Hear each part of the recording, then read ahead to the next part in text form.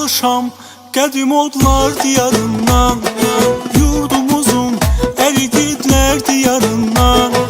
Mən talışam qədim odlar diyarından, yurdumuzun erigidlər diyarından. Ucalan dağlarının qüdrətinə qurban olur, mehriban qonaq sevər millətinə qurban olur.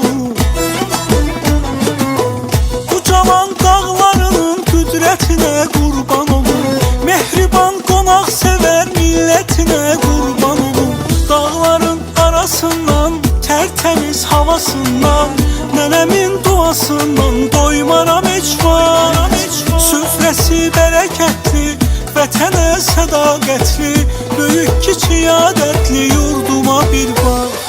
Mən talışam qədim odlar diyarından, yurdumuzun erigidlər diyarından. Mən talışam qədim odlar diyarından, yurdumuzun erigidlər diyarından.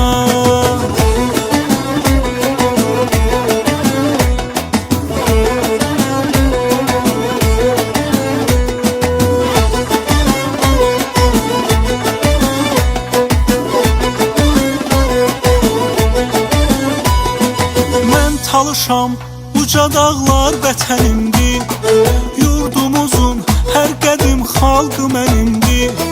Mən talışam bu vətən öz vətənimdir, yurdumuzun hər qarış kəndi mənimdir. Yumruq olduq hamımız, qəhrəman xalqlarımız, igid oğlanlarımız tarixi yazdı. Qovuşdu dağlarımız, cənnət bulaqlarımız, limonlu bağlarımız ruha bastı. Mən talışam qədim odlar diyarından, yurdumuzun erigidlər diyarından. Mən talışam qədim odlar diyarından, yurdumuzun erigidlər diyarından.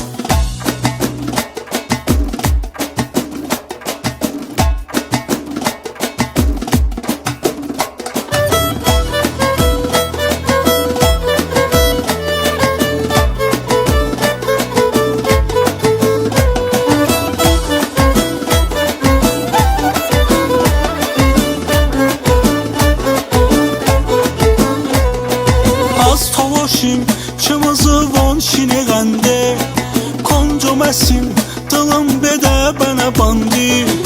Az toşim çamızı von şiniğəndə,